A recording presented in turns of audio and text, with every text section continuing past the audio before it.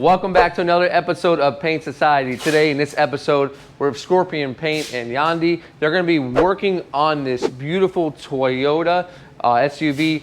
We're doing a full paint job on it. In today's series, we're going to go over a lot of the basics, how much paint you're going to need, some of the prep, what are the layers of paint, all the way up from our sealer, our base coat, and our clear coat. So let's jump right into it. This particular job is a full respray other than the roof. We can see that it's been completely R&I'd, completely everything detrimmed. This is the proper way to do a paint job.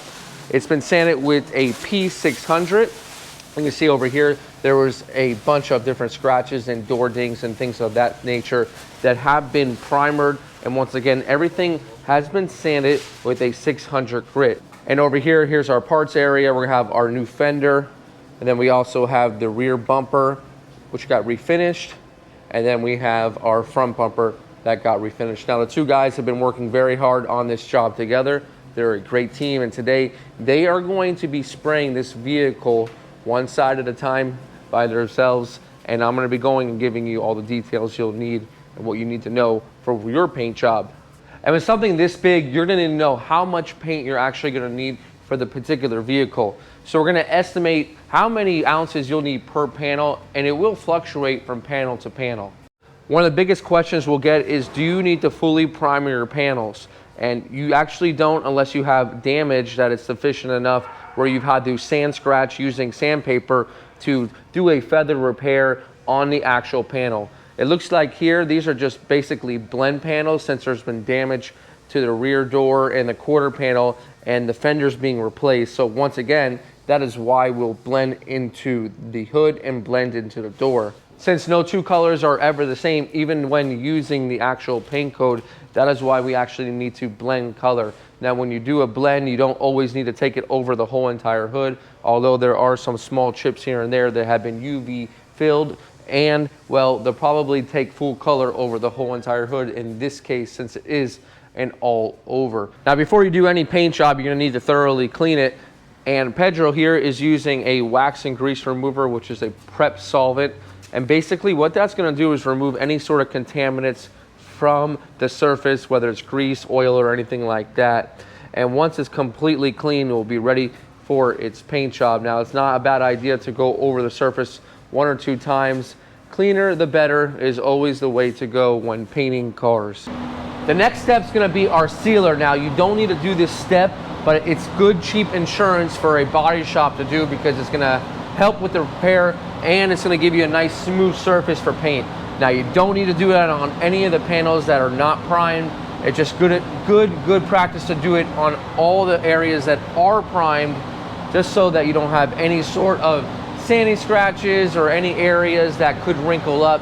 The sealer is a non-sanding primer that goes on super smooth. And I'm gonna estimate for sealer that you'll need about 4 to 5 ounces per panel of sealer. And they're gonna go ahead and seal this whole side. Since most of the side is completely primered, they'll go ahead and seal the whole entire thing. And once again, over here, they'll seal this area. You don't need to seal it if you're a do-it-yourselfer, so don't be concerned. But in a body shop, it really does help make sure everything is gonna match and hold out for the life of the repair. Over here, the fender, they'll seal, and then they'll seal into the hood and into the fender, so we have the same undercoats. Now, Pedro's first gonna start with sealer. Now, you're probably gonna need around 3 to 4 ounces of sealer per panel. Now, the thing about sealer is it covers fantastic. It's just like primer. Now, he's using it on the whole entire panel here because he's going to be spraying the whole entire side complete. It makes for a nicer repair when you seal the whole entire panel. Like you said, if you're a do-it-yourselfer, you don't need to do this, but it does help out. Now, this is called a color build sealer, but there's many other sealers that you can use, and they'll still cover just as well. So we're going to estimate around 12 ounces for this side for sealer, and that is the max. It probably have a 3 or 4 ounces left over because it's covering so well, but you want to have a little bit left in your cup because let's say you're going to have to put another coat of sealer on there. Maybe it's a little bit transparent. We want to make sure that you have enough. Now over here, he's using his sealer only on the edges. There's no need to seal the whole entire door. And that undercoat right here is going to ensure that a transparent color is going to match from the hood to the door when replacing the fender. On the quarter panel, you can see he probably only used less than an ounce, and probably about an ounce and a half for the fender. So your smaller panels for sealer are going to be around 2 ounces max. Your bigger panels, like a bumper or a full panel, is probably going to be around, I would say, 3 to 4. That's just because the sealer covers so well. And keep in mind, it depends on the color of the sealer too, and that will depend how well it will cover. If it's going to be a white sealer, you might have to put 2 coats of sealer on it. You can see how nice it's flashing here. So when do you put the next coat on? Well, we can see that the sealer here is flashing. You can see how it's doling out. You'll only need 1 coat of a good sealer, and this particular sealer is called Color Build. All right, and it's a great product. You can see how smooth it lays. And over in this area, it's smooth enough. We won't even need to use any blending additive over that, especially because today it's a little bit cooler in the booth, around 75 degrees, so it's generally gonna lay a little bit smoother. You can see how we didn't use any sealer here. It doesn't need it. This is basically a blend panel. And over in this area, we sealed up our primer, and it's looking good. So around 4 to 5 ounces for a full panel, and that's at the max for sealer. Over in this area, small spot stuff, only about maybe 1 or 2 ounces. I always like to mix a little bit more, just in case we don't want to run out while we're spraying. After 20 minutes, the sealer is ready for base coat. Now Yandi and Pedro will completely be basing out the whole entire vehicle, since it is a complete paint job. This vehicle does have some minor chips here and there that UV putty was used on, and instead of just doing one small area, it's easier to base the whole entire panel itself. If you guys are at home and you're doing a job like this, most of you will be doing your whole vehicle as well. It might be a little bit more difficult for you to do a whole vehicle at one time. So my suggestion is always to take off the parts and paint them individually if you can. They'll come out a lot better. You won't be in a cloud of overspray. You'll be able to see exactly what you're doing. But in a production setting, this is the way to do it.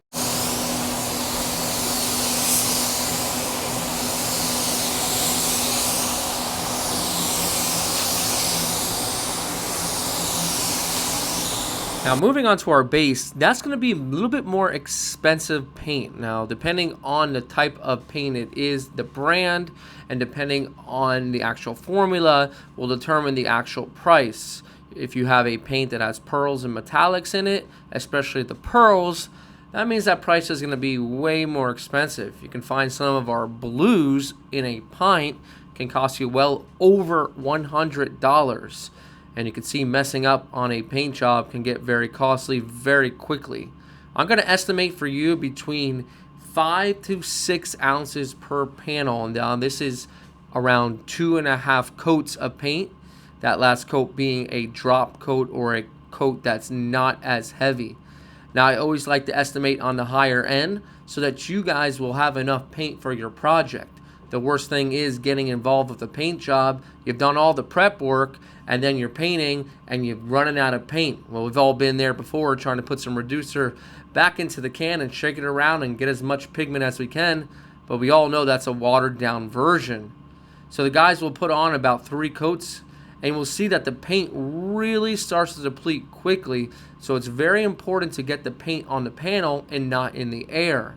So a good paint gun with high transfer efficiency, meaning the paint goes to the panel and not in the air, is very important. So I'll leave some paint guns in the description that you guys can use for a budget that will get the paint to the panel and you won't be wasting that much. Now I would like to always estimate 5 to 6 because it's going to be enough paint to get your job done per panel, but also keep in mind that all panels are different sizes. So if you're painting a hood, try to add on a couple extra ounces. You can kind of do the math if you go around the actual car itself and count how many ounces you'll need for your project. Most of you guys will be ordering online, and I'll be sure to place some websites that you can order online paint from. But if you don't know where to get paint, you can check out any jobber in your area by going on Google and checking out areas that sell to the general public automotive paint. You don't need any special licenses or certifications to buy this paint.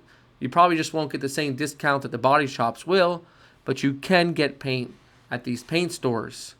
Down here in South Florida, some of the popular paint stores are Premier or Terry's Auto Supply. Sherwin-Williams is even down here as well. There's Kemperly, and also Finish Master is another big one.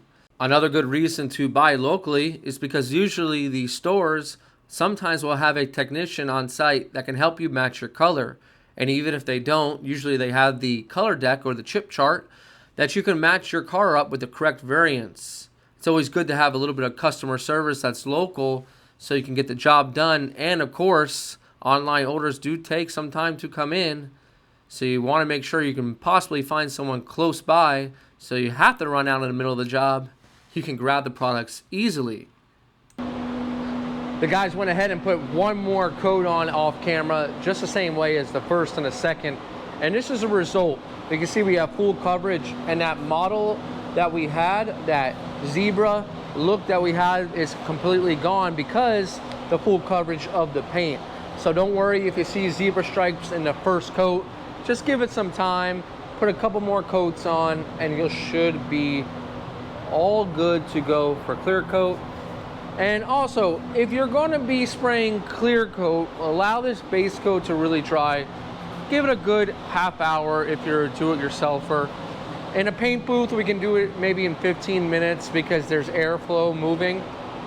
But if you're a do-it-yourselfer, give it a little bit more time. And over here on the paint side, you're going to want to know how much clear coat you need. I'm going to suggest around 4 ounces per coat. So obviously you're going to be doing 2 coats, and you're going to wait about 10 minutes in between those coats.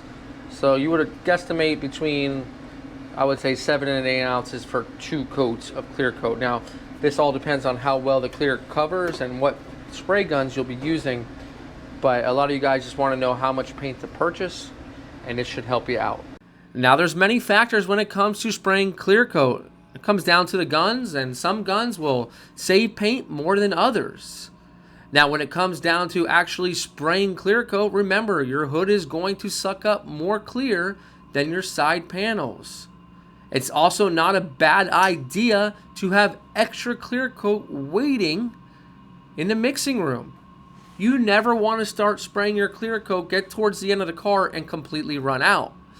Then you'll go and have to mix up more paint, and sometimes it's hard to, well, blend that new clear coat into the clear coat you just sprayed, because the clear coat you just sprayed is already drying.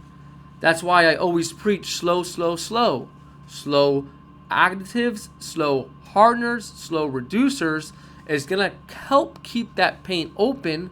So if you have a case where you need to go mix up some more paint, it's going to be much easier to melt everything together. You can see that different paint guns will take up more paint more than others, and some paint guns will save more than others. It also comes down to the applicant and how they spray the paint. Another key factor is cheaper clear coats will not lay down smooth. Cheaper clear coats, you'll have to put on more clear in order to smooth out the finish. More clear means more money. You don't always win when it comes to a cheaper product, because you might end up paying more and your savings and time is not worth it as well. So if you guys can find a good clear coat, as I've recommended in many of my videos, then make sure that you've used that, use it to your advantage so you use less product. You never want to be out any product when it comes to spraying, so always have extra product on hand. If you don't use the product, you can always return it. Unless, of course, you love this trade and love painting, use it on your next project. Yandy and Pedro are laying it down. Now, some of you will say it's not a good thing to spray clear coat out of 2 paint guns because of the varying texture that you might get. And I do agree with that, but luckily, this came out very, very smooth. There was some light wet sanding and buffing at the end of the job anyways to smooth out some minor dirt in the finish. And this thing came out fantastic and beautiful. You can see the steady hand of Pedro applying the clear coat. He never seems to stop. You do a little bit of a flick of the wrist at the end, but never completely let off of the trigger. By not letting off of the trigger, what you're doing is you're helping the paint flow, and you're not having sudden bursts of clear coat or stopping in the middle of the panel of clear coat, which could cause runs. Runs are never a good thing as they're hard to get out. So we want to make sure that we limit it as much as possible. Now, once again, I'm going to include in the description some areas that you can buy different paints. You can buy sealers, base coats, clear coats, primers, everything you might need. Another question you might have had in the beginning of the video is the difference between sealer and a primer. A primer is used over body filler and meant to be sanded. Usually it's much thicker than a sealer. Some sealers and primers are exactly the same and come from the exact same gallon. They're just mixed differently. Well, basically what a sealer does is all a sealer does is go over your primer and give you cheap insurance that your base is going to lay down nicely. A sealer is a thinned out primer that never gets sanded. Although it can get sanded if you have some dirt in it, it's not meant to. You can see how all the procedures and steps of sealer, base, and clear come together here and leave a beautiful finish. I hope you learned a lot here, guys. And this is Brian from Paint Society reminding you, don't overthink it. It's just paint. I'll see you guys on the next one.